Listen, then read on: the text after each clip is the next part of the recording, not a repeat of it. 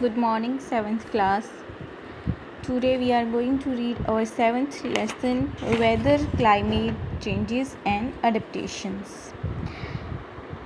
इस चैप्टर के अंडर में हम weather, climate and adaptations of animal in the polar region, adaptations of animal is tropical rainforest, ये सब पढ़ेंगे.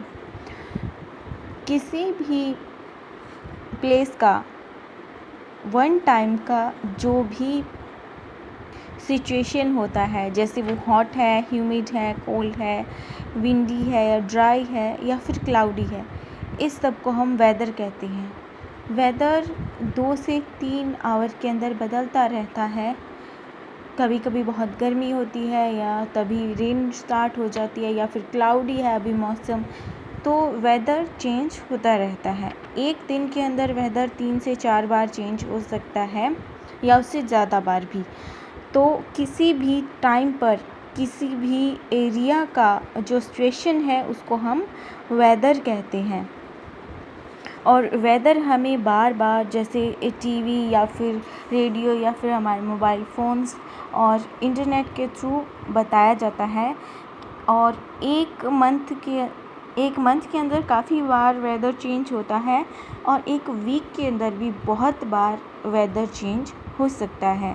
और वेदर के अंदर टेम्परेचर, वहाँ का ह्यूमस और वहाँ का जितना भी कोल्ड या विंडी सिचुएशन होता है, इस सब को हम इंक्लूड करते हैं. तो एक टाइम पर एक प्लेस का जितना भी सिचुएशन होता है और जितना भी चेंजेबल सिचुएशन होता है उसको हम वेदर कहते हैं.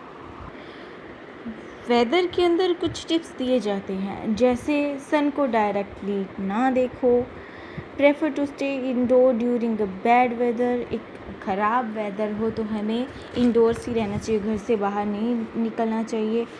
अगर कभी भी थंडर स्टॉर्म्स हो या फिर बहुत ज़्यादा भारी बारिश और बिजलियाँ कड़क रही हो, उसको हम थंडर स्टॉर्म्स कहते हैं. उस टाइम पर हमें किसी भी ऑब्जेक्ट से जो कि लंबा हो, जैसे कि ट्री है या फिर इलेक्ट्रिकल पोल्स हैं, तो उनसे हमें दूर रहना चाहिए क्योंकि वो गिर भी सकते हैं.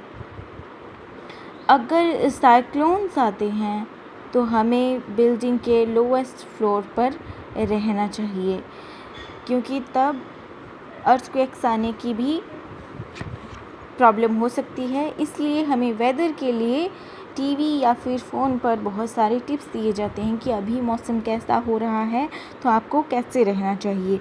अभी गर्मियों का सीज़न है, तो जब भी टेम्परेचर 45 डिग्री से ज़्यादा होता है तो हमें बताया जाता है वेदर से बचने के लिए कि हम लोगों को 1 PM to 5 PM हमें इंडोर्स ही रहना चाहिए.